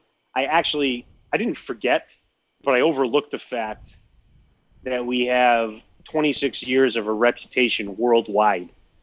So we launched it, and everything was ready to go, and it worked fine when you did it. Right. But when we finally launched it, and there was different things going on, there was challenges. I was like, wait a minute. I'm like, this could get out of hand real quick because it wasn't like we just launched a fledgling business and just crossed our fingers and hope. I mean, there's a significant amount of people that were waiting for shirts, ashtrays, even products we don't have on there. Where we're working on cutters, lighters, different things, all sorts of different merchandise. So the base was already there. So it was like, oh, you launch it, you're going to have like thousands of people visit the place and hundreds of orders. So it got out of hand really fucking quick. Yeah.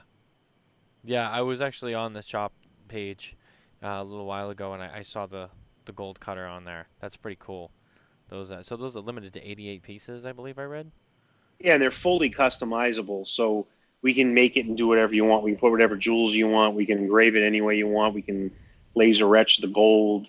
The jeweler's right here in Miami. It's a few blocks from my apartment. I've picked a few pieces up there and delivered a few pieces. It's Lito's personal jeweler. It's a really cool program, and it's special. And then the people who purchase it are become part of a very exclusive club worldwide. It's limited to 88 worldwide. Hmm. So it'll be a really unique situation, and I anticipate adding members to that, and say we're going to be creating unique product, and that'll be in the private section, club exclusive section of the page. So yeah, it was kind of fun, but yeah, it was an ass kicking for like the first 2 hours until we figured out what the hell was going on. What do, if you don't mind me asking, what do those cutters actually go for? They start at $16,000. Wow, 16,000. That's wow. That's pretty impressive. That's pretty for a cutter. That's pretty impressive. So far, we've there's one cutter that we've made that was $20,000 plus, Wow, that's and that was insane. customized and the whole deal. Yeah. Maybe like Floyd Mayweather will get his hands on one and he'll get it all diamond out. It'll be like 2 million bucks. Well, we can ice it out for Yeah. sure. Yo, yeah. We got the ability to ice it out. Yep. Yeah. But it's something fun, and it's really a family heirloom, and it's really something special. And I've held all of them that have been made so far, and when you're holding it, it's special. It is. It's got the weight. It's nice. If it's something that you're looking for, it's like it's like a high end watch, a high end jewelry. It is something that's going to get passed down from time to time. You use to cut cigars on special occasions. Um, it is really special. I've cut a cigar with one. It was awesome. It's just a really cool piece, and I'd like to pick one up someday.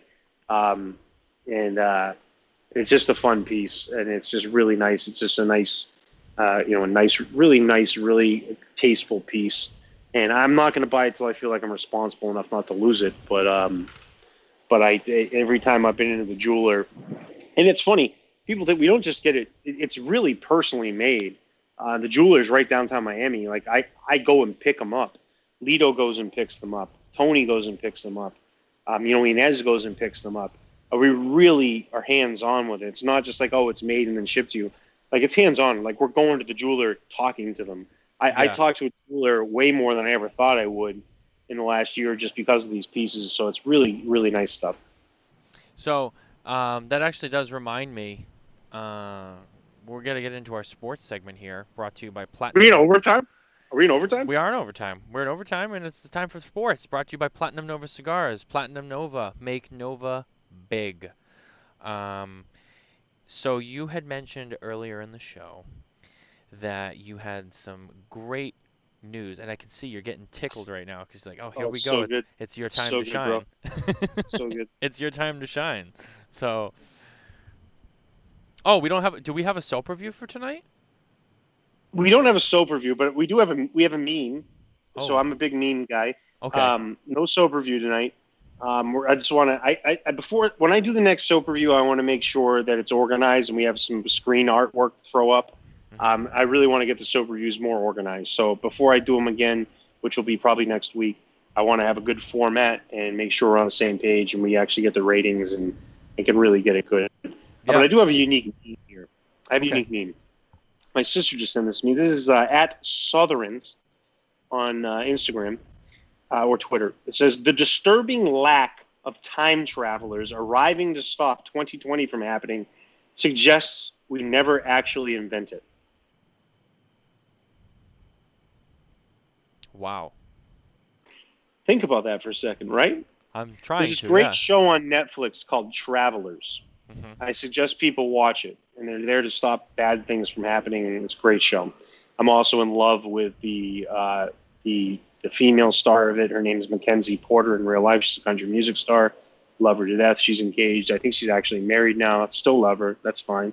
Mackenzie, if it doesn't work out, I'm here for you. But the disturbing lack of time travel is arriving to stop 2020 from happening suggests we never actually meant to. 100% agree. 100% agree. This is definitely something they would have stopped, or there's something worse that we don't even know about. That this was just a blip on their radar. But the sports topic for Platinum Nova, we're going to make it real big. Yeah, we have to make it really big for Platinum. This is awesome. A Seattle Seahawks rookie has been cut after being caught smuggling a woman disguised as a fellow player into a hotel where the team was staying during training camp. The reason I bring that up is there's a lot of things that I want to talk about around this. First of all, it's hilarious. Oh yeah. It's super creative. I'm going to say he's probably a defensive player. I don't know if I read that, but I'm going to say he's probably a defensive player because defensive players get very creative. I didn't read the story. I just read the headline. It was awesome. But there's a couple unique things going on right now in sports. So I think in regards to, I know a lot of people have political views, and obviously the NBA is making a big political statement. Whether you agree with it or not, you very much have the right to do that. I'm a big basketball fan, so I look past it and I watch it. Mm-hmm. I somewhat agree with it. I've been on the show on record on saying that how would you expect a league that has, I would say, at least 80% black players, their employees are 80% black. How would you expect them not to make a Black Lives Matter stance, whether you agree with it or not? And that's your own opinion. You're fine not to watch it, and that's fine. And their ratings will pay if that's the situation, and they may need to adapt. But I think that's fine. This is a time for them to make a stance. And if you were shocked that there's Black Lives Matter written on the NBA court and you're watching an NBA game, you're stupid. Like, if you went into that thinking they weren't going to make a stance on it, you're ignorant. Right. I'm not saying that you're a bad person, and I'm not saying you're not right to have your opinion. You're just ignorant to think they weren't going to do that. So that's fine. But the NBA has this thing going on, and obviously, so you got Major League Baseball, you got college football trying to figure out what they're going to do, and you've got pro football kind of playing the long game because their season still hasn't started yet, and then you've got NBA and NHL. NHL and NBA are in bubbles. The NHL is in a bubble up in Canada, a very hockey-friendly country, the major hockey country in the planet, and their bubble's working great. The playoffs are awesome. It's going to. There was a game the other night that was ridiculous. It went to 5 overtimes. It was freaking awesome. You got record-breaking scoring in the NBA. The bubble, you don't have a lot of coronavirus stuff. You've got Major League Baseball that has an issue with coronavirus in certain areas. So the unique thing of why I say this is these young, talented, wealthy male athletes are going to try to have women, whether they're their wives, family, I hate to say this term, but this is a real thing. If it offends you, I apologize. Side pieces. That's a real thing. Girlfriends, when they're married or not. That's just a real thing that happens. Whether it's morally right or wrong, that's not my judgment. But football is going to have this. They're going to have men that want to bring women. They're going to have men that want to bring men or whatever it is. They want to bring their significant other or their play piece. The NBA has taken a stance, and this is why I bring up this one, because I think it's hilarious, and that's very, very smart of him.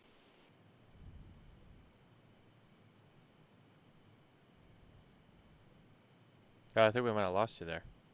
You went mute on us.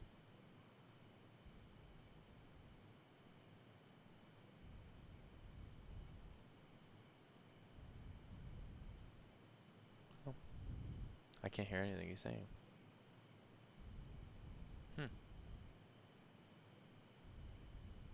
That's weird.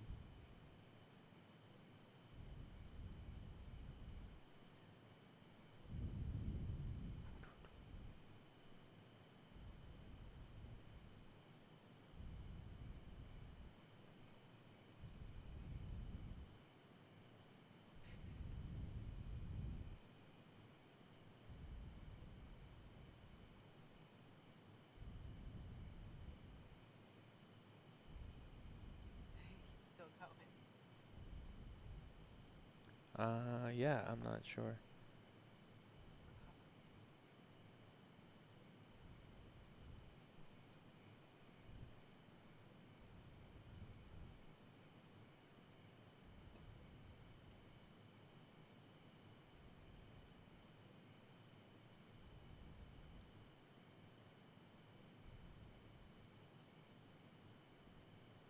Yeah, I was waiting for you to finish, but I can't hear you. I don't know. I had said it, but I don't know if you heard that back. Apparently you were still Oh, there we Wow. go. There we go. Sweet year, because it was awesome. Yeah, I'm sorry. You're gonna have to do that all over again. There was like I was like I can't. I'm like what? And then you kept going. I'm like did he hear me? I don't know. But What did you? I heard you like start your thing and you were like yeah, which is actually pretty smart of him to do. And then you went so, and it just All right. So it's very smart of him to do. And the reason I bring it up is because you have all these sports. The NHL bubble's working really well. It's in a very hockey-friendly country. NBA, whether political stances or whatever. Did you hear me talk about if you tune into the NBA and didn't expect yeah. Oh Black yeah. Lives Oh Matter? yeah. I heard that you were getting into So, explain this particular situation and how the so this NBA was going to situation's unique address. because the NFL is trying to get ahead of it, where the NBA is always kind of ahead of the game on stuff. The NBA for a period of time, except right now, had a rule about 20 years ago that you must stand for the national anthem. And they Mm. were always been ahead of the NFL and all these other sports and this stuff. It was an actual rule. It was part of the collective bargaining agreement. So the NBA has said that when they're going to let people in for the playoffs, not large amounts of fans. We're going to let people into the bubble. Okay. So they're letting in the bubble, but those that are outlawed from the bubble are like Instagram models and like influencers because they don't want their product to be affected or infected at the same time by these people who are trying to get with, whether it's a girlfriend, a wife, side piece, or whatever it is. It's not to use a negative term, but that's a reality. They're getting ahead of the game, and this is the NFL with this guy. The team cutting them is the NFL trying to get ahead of the same problems that the NBA already knew was going to happen. Right. Major League Baseball should have known, and they didn't, Yeah. and weren't ahead of it. So this is the NFL trying to get ahead of the game on this thing, because whether these younger guys get coronavirus and they have symptoms or not isn't important, because they're going to get coronavirus. They're going to have viruses, and to try to limit it is fine. But it seems like if you have positive tests, whether you're symptomatic or not, it's going to be challenging, right? Right. So their goal is to limit the amount of positive tests. How do you do it? By having a controlled environment. So the NBA's had a great controlled environment. Hockey has a great controlled environment. But you have a larger group of people in the NFL. They're going to have people try to have people come in. So they're using this guy as an example of don't mess around, or you're going to get cut off this team. So that's really what's happening there. I thought it was unique. I thought it was hilarious. I thought it was very creative of him at the same time. But it was definitely an interesting situation. And for me, it was a funny news story, and unfortunate for the guy. And hopefully, he gets another chance up in the future. Hopefully, he's a rookie, so he's young, so he might. And I didn't read into it, so I don't know who he is. But the NBA is ahead of the game on it. Hockey's ahead of the game on it. Major League Baseball's behind. NFL is trying to get ahead. Well, I was listening. I listened to a lot of Follow the Money with Mitch Moss and Paul Howard on the VSiN channel, and which is more of a sports betting show on SiriusXM. But I listened to it, and they talk about a lot of good stuff on there. And I remember when the bubble first started for the NBA, they were talking about just that. Guys, they wanted to sneak their girlfriends and girls and whoever up to their room, and there was certain rules that they had to follow, and a lot of guys were doing takeout food, and they were ordering food, but they were going out to get it, and they weren't supposed to do that, or they were letting the delivery driver come all the way up to their room to give it to them, and that wasn't supposed to happen either. And so I don't know, it's funny how you kind of brought this up, because I remember hearing about it in the beginning. They did have a couple of flaws with some guys, just not, whether they knowingly or unknowingly were like kind of breaking the ground rules for the bubble environment of bringing people up to the rooms after the games, or whether it's for extracurricular activities or if it's just for food. Yeah, I thought it was interesting, but it sounds like the NBA has really honed in on that, and They have, and they've had a yeah, good job, and they don't have a lot of positive. They haven't had very many positive tests at all. They got a great system. I think the NBA is a very good league. And as I said, politically, if you don't agree with what they're doing, that's fine. You have the right to do that, and you also have the right. They have the right to also do that. And if it hurts their ratings and their money, then that's going to be on them. They have to deal with that. But in terms of dealing with the pandemic that we're in, yeah, not just the pandemic, dealing with the regulations and rulemaking yeah, around the pandemic, whether you agree with it or not, because there's a lot of the stuff I don't agree with, whether you agree with it or not, in the current state of affairs, the NBA and NHL are managing it incredibly well. NHL is doing a great job because they're in Canada. yep, There's a lot of reasons. One, it's Canada. It's heavy hockey country, and it's also a socialist country. right, It's a free socialist country. In my opinion, it's the second best country in the world, behind America. But it's just different. They got systems in place they got social systems in place. In the United States, we don't have those social systems. And by the way, if you're a socialist, this may be a great time for you to actually present these. Well, it'd be better if we were. And I had this conversation with a gentleman yesterday who runs my condo association, and I was like, we were talking about people that like don't like the rules, and I said, well, you're in America. People don't like fucking rules, bro. And I said, no. I go, I don't agree with them. I go, but I'm going to follow them because that's how things work. I go, and right, I get it. And if I don't like it, guess what? I go, I rent here. I go, but if I owned and I didn't like it, I'd sell it and get the fuck out. I go, but I don't, so I obey it. And I go, I'll give you my opinion one way or the other. But when you look at different rules in different places and the way different countries work, Canada's set up in a good spot to do this, and the people are understanding of that and accepting of the situation. Here in America, there's a lot of people like, I'm not going to wear a mask because constitutionally you can't make me. That may be right, that may be wrong, but we have the freedom to be right and wrong in this country, yeah, and have that opinion. But in that circumstance, the NBA has done a fantastic job, and they got a good situation going on there. Whether the ratings, show that or not, who knows? That's fine. But in the circumstances when they're doing a good job with managing it and they're getting ahead of it, and they said the situation with this guy in the NFL was, was him. Is the NFL getting ahead of it? And it was kind of funny when I saw. I chuckled. it's an interesting story to say the least. I mean that's, and you have to give him props. I mean that's pretty creative. I mean he, I just want to know how he got fucking caught.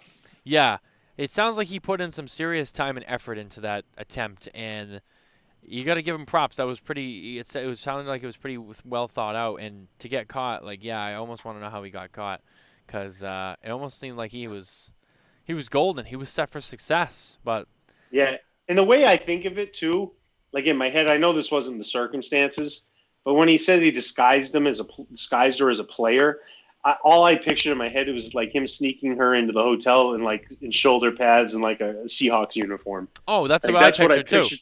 Yeah, that's what I pictured. It was like the first thing in my head. I'm like, this guy tried to sneak her in, dressed in pads and this and that as a player. I'm sure it was much more innocent than that and whatever.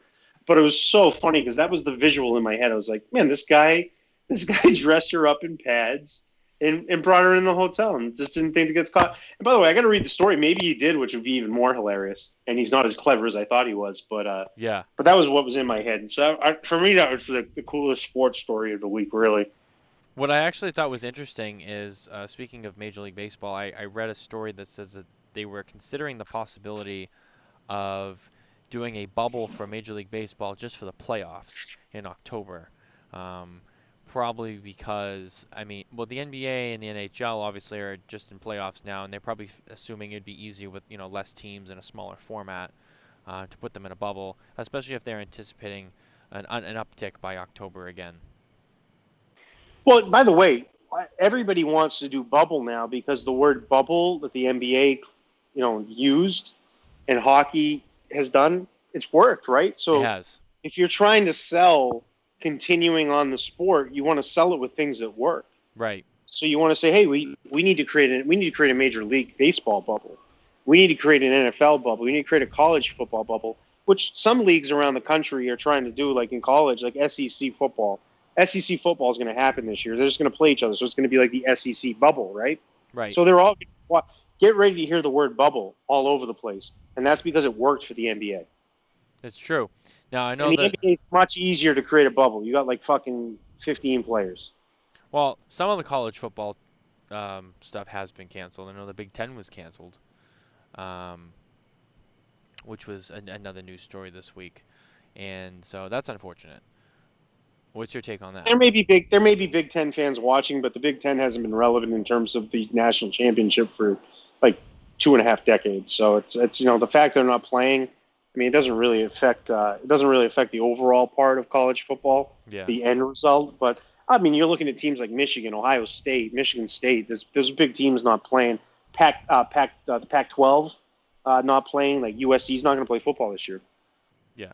UCLA's not playing football this year, which is interesting. Oregon's not playing football this year. Washington State not playing football. Washington not playing football. So it'll be really interesting. And I know some of these places are looking to try to change leagues, and like I think it was Nebraska that's trying to get out of the Big Ten. Just so you can play. Just so they can play. Yeah. Which I mean, I don't blame them in this and that, and the conferences have to take a conference stand, in my opinion. But if there's individual schools that want to play, there's got to be if you got enough schools that want to do it, and want to take the risk. It's their liability, right? Right. Honestly, if the players want to play too, it's up to them.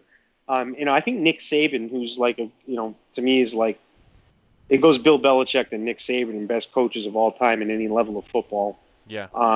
Saban said, he goes, for me, it's better having these players here around. He goes, because I can test them every day.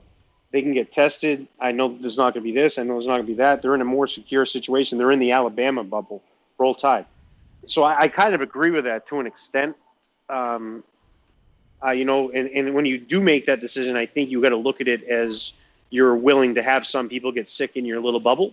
Because in reality, there's going to be some, but at least you can control it, and they got medical care and the focus that they need if they need it, if they happen to be symptomatic to the point where there's challenges. So I think it's going to be a case-by-case basis, but I think the leagues, saying the leagues have to take a stance. The divisions have to take a stance, or whatever, the conferences have to take stances.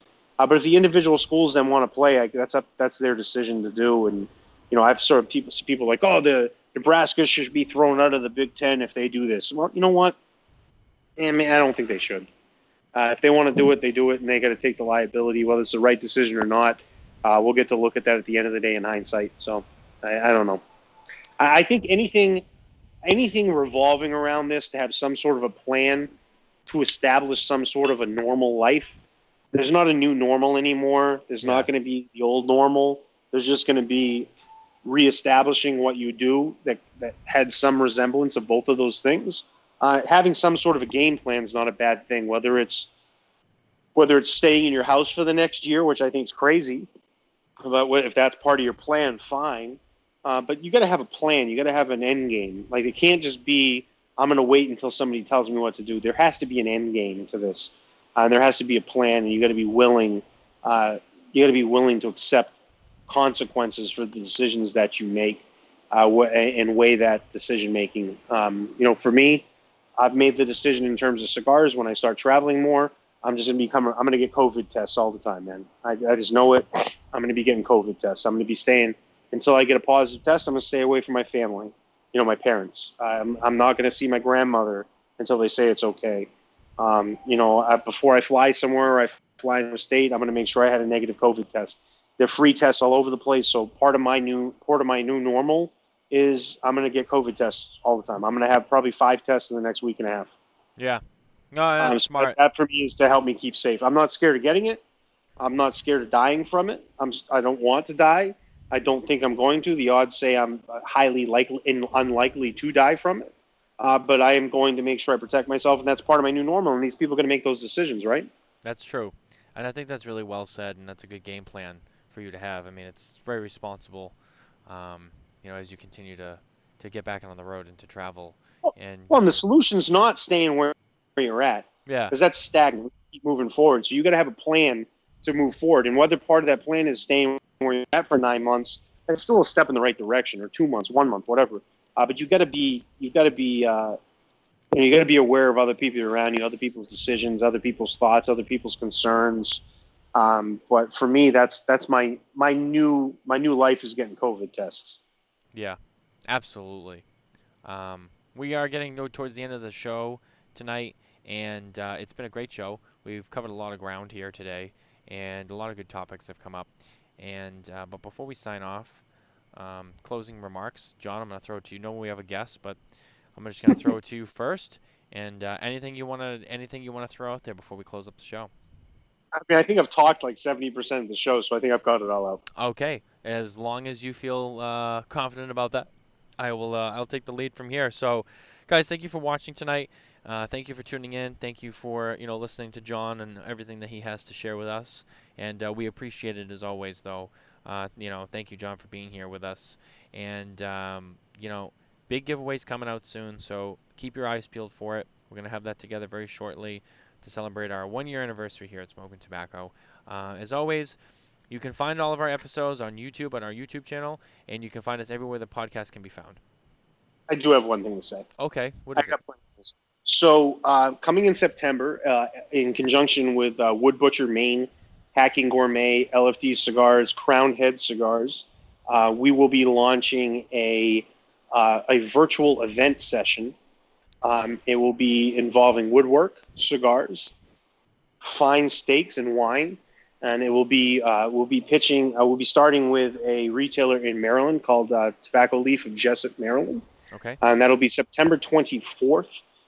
Tobacco Leaf will start talking about this, and we'll start marketing it at the end of August, early September. And then we hope to roll this program out to multiple retailers nationwide. We're looking for at least 10 retailers that would like to participate this from October to about January, February. But we'll be doing a virtual cigar, wine, and steak tasting involving woodwork at the same time. So we've got a really unique program going. We'll be doing a press release on it, and there'll be a lot of media coming in September. But that's something exciting coming for LFD, Crown Heads, Wood Butcher, and Hacking Gourmet, bringing a little bit of everything that I've been doing over the last 4 or 5 months together to really bring a great experience to consumers, retailers, and just fans of all those things. Fans of woodwork, fans of cigars, fans of wine, fans of steak, and fans of the lounge experience. We're going to be bringing it to you on a virtual level. It should be something really fun that we've got lined up, and we'll be set in the next 6 weeks. We'll be talking a lot about that and publishing and releasing a lot of information on that. That sounds really exciting. I'm looking forward to hearing more about that. It's great that you're still able to do events and stuff like that. Like you said, just keep moving forward. That's awesome. That's good stuff. Like I said, we have the giveaway coming up. We have a very big show coming up that week on September 3rd. September 3rd. It's a Thursday. on the show. We have a very special guest coming with us, but we're keeping that one close to the vest right now. We'll let you guys know in a little while, but we're gonna tease it for now. It's gonna be a big guest, so stay tuned for that. Um, Next week we should be the return of the soap review from John Carney. So hopefully we'll have a pretty decent soap lined up for that. And other than that, we're gonna sign off here, guys. Thank you for watching with us. Thank you for listening. Thanks for supporting. Social media, like, follow, subscribe, all that fun stuff. We appreciate it, and we'll see you guys next week.